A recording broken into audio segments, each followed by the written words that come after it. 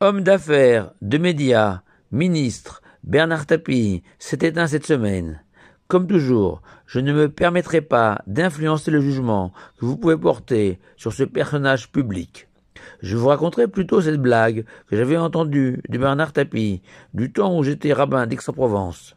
C'est Dieu, comme dans notre paracha de cette semaine, Noach, qui a décidé de détruire le monde et qui réunit un curé, un imam et un rabbin pour leur annoncer que d'ici 8 jours, un immense déluge s'abattra sur la terre.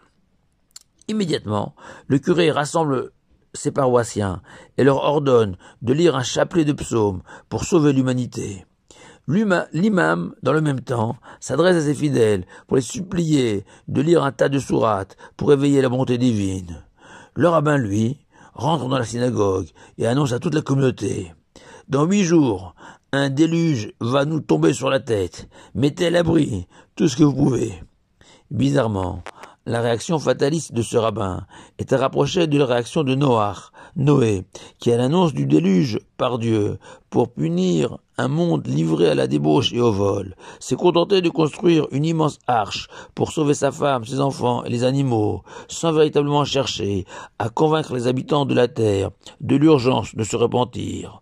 Au point que dans la Haftara, le passage tiré des prophètes, lu après la paracha, le prophète Isaïe va parler de manière surprenante du déluge comme des eaux de Noach, alors qu'au contraire, Noach était le seul juste de cette génération, et donc absolument pas responsable de ces eaux, de ce déluge.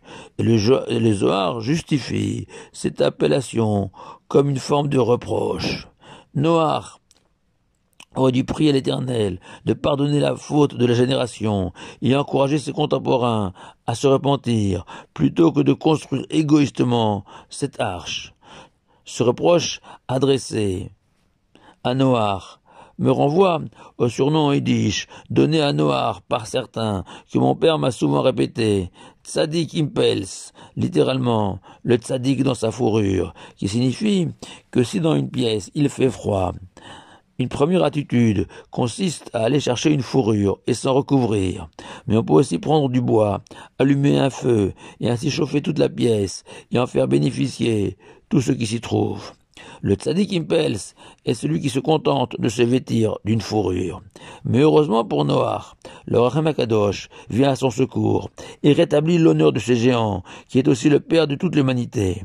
Car le Rachem s'étonne lui aussi du fait que Noach n'a pas prié pour sa génération, contrairement à Abraham, notre patriarche, qui ira jusqu'au bout de sa plaidoirie en faveur des habitants de Sodome et Gomorrhe, tout aussi dépravés que la génération du déluge.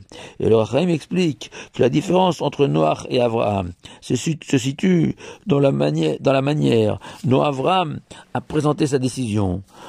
À Noach, l'Éternel n'a pas laissé de place à la supplique ni à la prière. Le décret était définitif et irrévocable, tandis que pour Sodome et Gomorrhe, l'Éternel n'a pas annoncé que Sodome allait être détruite, mais que Dieu lui-même descendrait sur terre pour examiner le cas de Sodome et Gomorrhe, laissant ainsi clairement entendre que rien n'avait encore été fixé. Une autre possibilité de différencier entre Sodome et Gomorrhe et la génération du déluge est que concernant Sodome et Gomorrhe, Abraham espérait trouver les 10 justes qui par leur mérite sauveraient ces villes de la destruction, tandis que pour la génération du déluge, la Torah avait déjà attesté que l'Éternel avait déjà lui-même cherché ces 10 justes et qu'il n'en avait trouvé qu'un, Noach et sa famille. Et donc par conséquent, Noach ne prit pas la peine de prier l'Éternel.